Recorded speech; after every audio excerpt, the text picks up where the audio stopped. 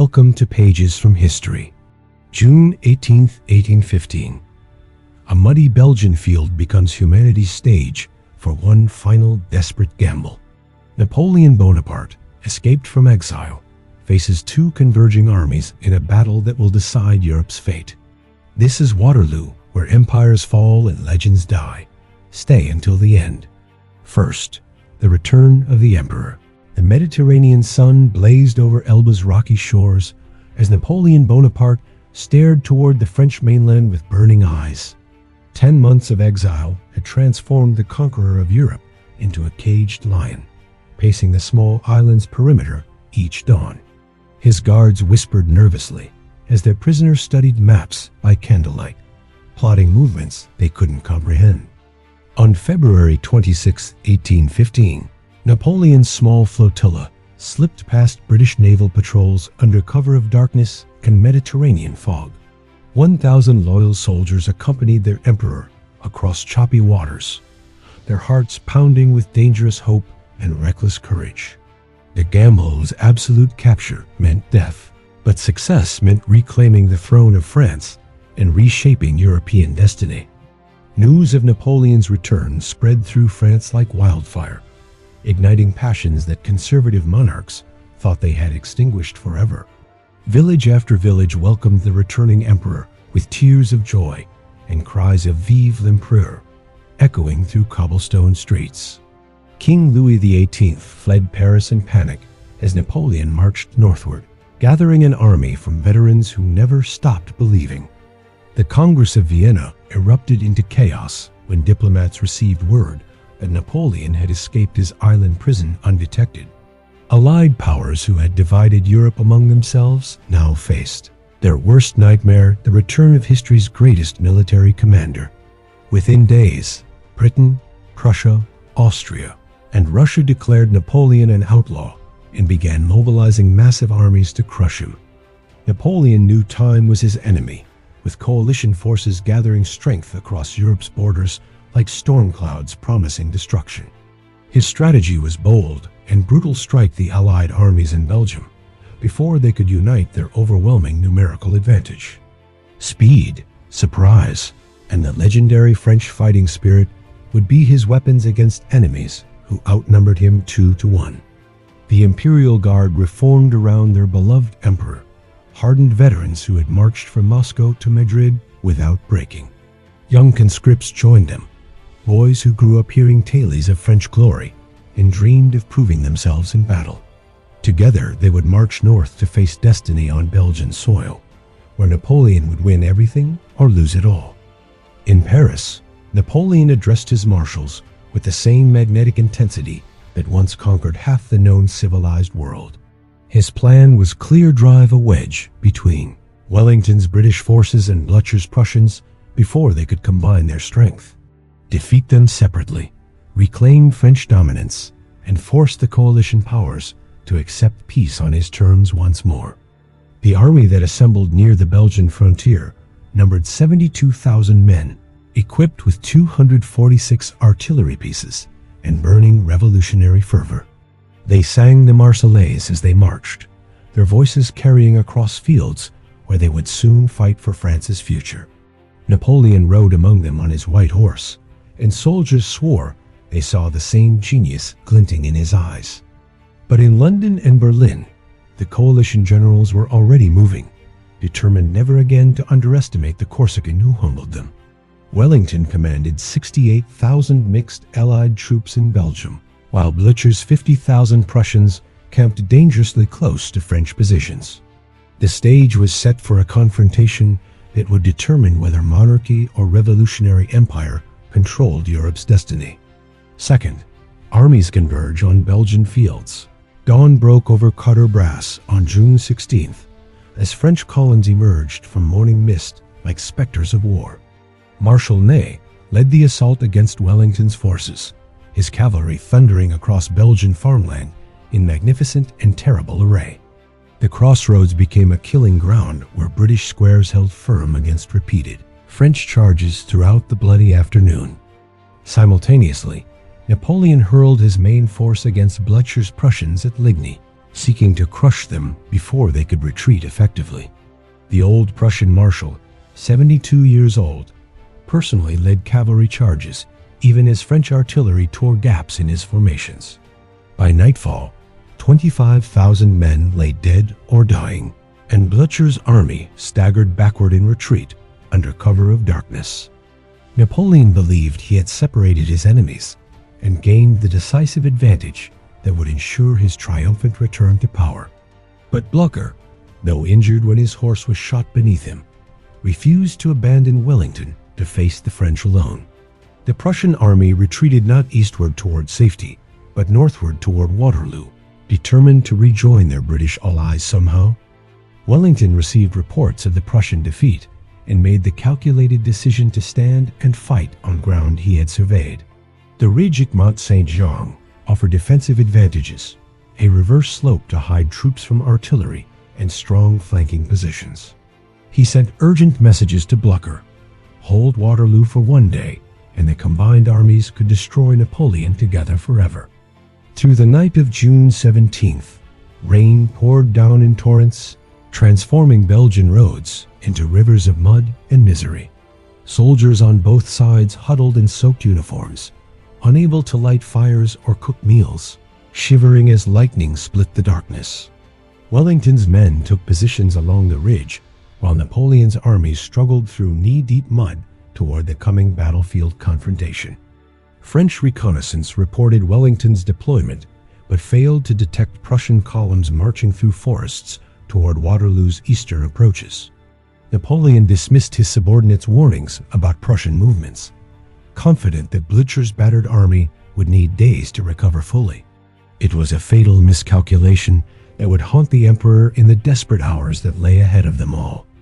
As dawn approached on June 18th, the rain finally ceased, though the ground remained treacherous with thick, clinging Belgian mud.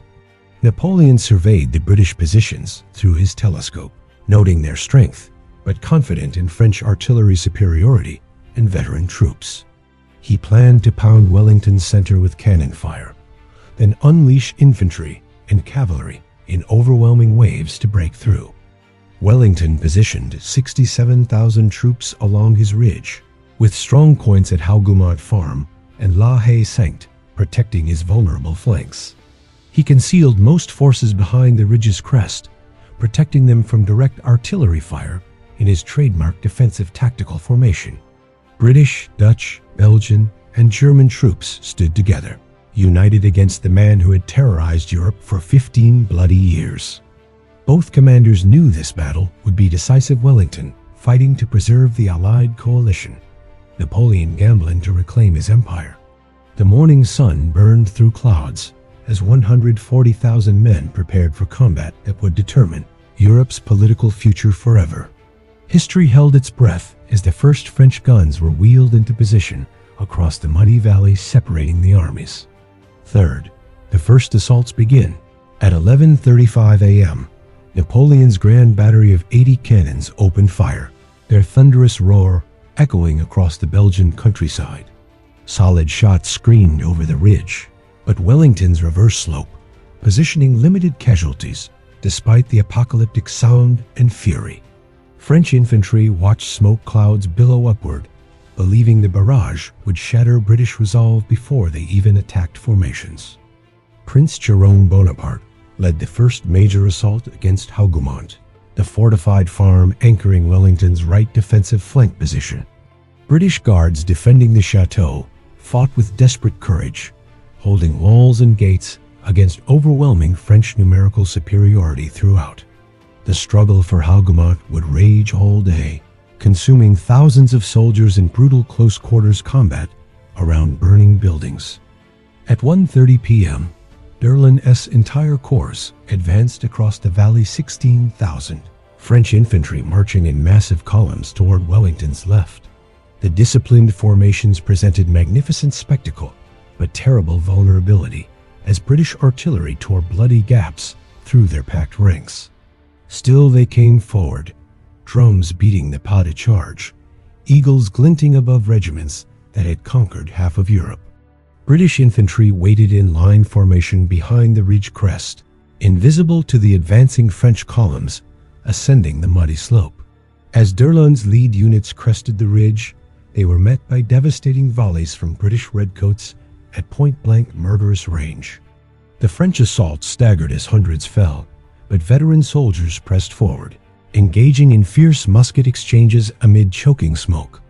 Lord Uxbridge unleashed the British heavy cavalry, the Household Brigade and Union Brigade thundering down the slope in glorious mounted charge. French infantry, already shaken by British volleys, broke before the cavalry onslaught, streaming backward in panicked, disorganized retreat down. British horsemen pursued recklessly, sabering fleeing Frenchmen and capturing 2 prized eagles that symbolized regimental honor and revolutionary glory. But victory turned to disaster as British cavalry, drunk on success, charged too far into French positions beyond supporting infantry. French lancers and cuirassiers counterattacked, cutting down exhausted British horsemen who couldn't control their blown, mud-weary horses effectively. Half of Wellington's heavy cavalry was destroyed in minutes, a crippling loss that would weaken British defensive capabilities dramatically. Napoleon watched the repulse of d'Erlon's corps with mounting frustration, his timeline disrupted and casualties mounting without territorial gain. Worse, his telescope revealed disturbing movements on his right flank Prussian advance units emerging from Papelot woods earlier than expected. Blücher had kept his word to Wellington, and now 30,000 Prussians threatened to envelope Napoleon's exposed right wing completely. Marshal Ney, frustrated by the morning's failures, made a fateful observation. British infantry appeared to be withdrawing from the ridge. In reality, Wellington was merely repositioning units behind the crest, but Ney interpreted the movement as the beginning of retreat. Without Napoleon's explicit orders, Ney committed the French cavalry to a massive assault that would become legendary for its catastrophic futility. At 4 p.m., wave after wave of French cavalry cuirassiers, lancers, and chasseurs charged up the muddy slope toward British infantry squares. The finest horsemen in Europe rode against disciplined British formations that presented impenetrable walls of bayonets on every side simultaneously. For 2 hours the cavalry charged repeatedly, magnificent and doomed, breaking like waves against rocks that would not yield. Fourth, the Imperial Guard advances. By 6 p.m., Napoleon's situation had become desperate as Prussian forces steadily increased pressure on his right flank positions. French units that should have been attacking, Wellington instead fought defensively against Blücher's relentless advance through Plancenoit village. The Emperor faced an agonizing decision: retreat while still possible, or commit his final reserve in one last devastating offensive. Napoleon summoned the Imperial Guard, his elite veterans who had never tasted defeat in 20 years of European warfare campaigns. These were the finest soldiers in the French army, hardened professionals who had marched from Portugal to Russia without breaking.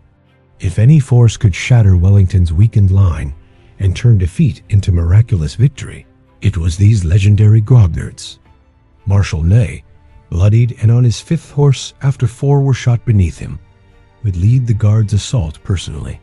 The Emperor addressed his beloved Guard battalions, reminding them of past glories and promising they would soon feast in Brussels.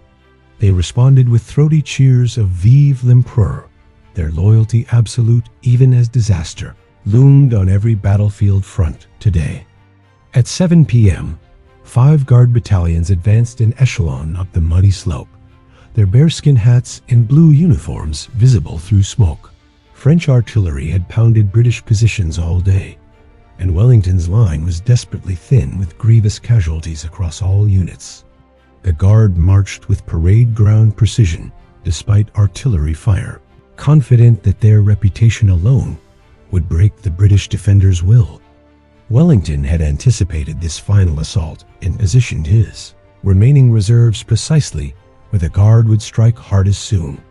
British Guards regiments lay concealed in crops beyond the ridgeline, invisible to the approaching French columns until the critical moment.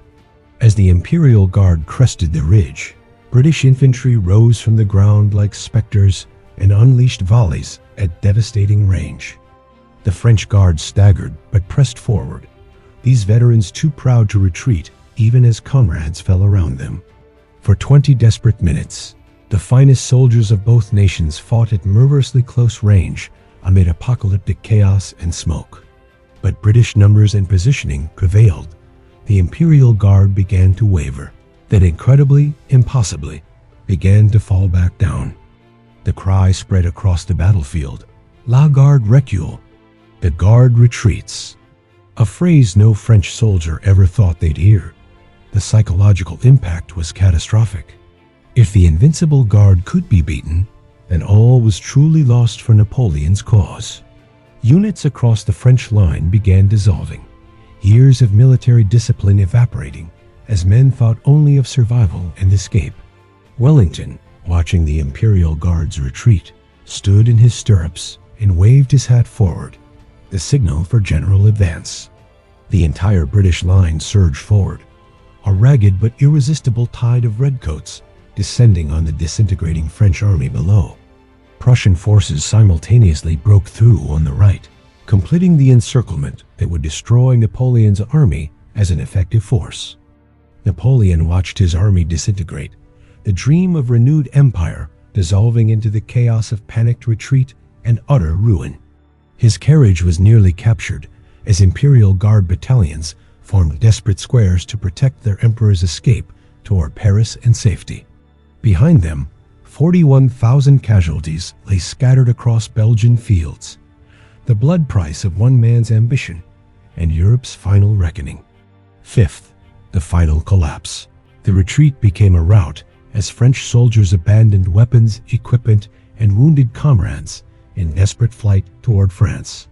Prussian cavalry pursued relentlessly through the darkness, sabering fleeing men and ensuring Napoleon's army could never regroup for another stand.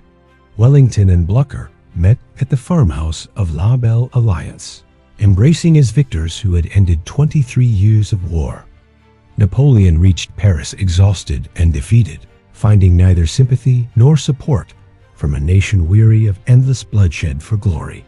The Chamber of Deputies demanded his abdication, and on June 22nd, 4 days after Waterloo, Napoleon surrendered his throne forever. The man who had crowned himself Emperor of France was now a fugitive, seeking escape to America by finding all ports blockaded. On July 15th, Napoleon surrendered to British authorities aboard HMS Bellerophon, hoping for asylum in England despite being their greatest enemy. Instead, the British government exiled him to St. Helena, a remote volcanic island in the South Atlantic Ocean thousands of miles away. There he would spend his final years dictating memoirs, justifying decisions, and watching the ocean that separated him from Europe forever. The Battle of Waterloo reshaped Europe's political map, establishing a balance of power that would prevent major conflicts for decades. The Congress of Vienna's conservative settlement prevailed, restoring monarchies and suppressing revolutionary nationalist movements across the continent completely. France was occupied, reduced in territory, and forced to pay massive indemnizations that would burden the nation for years.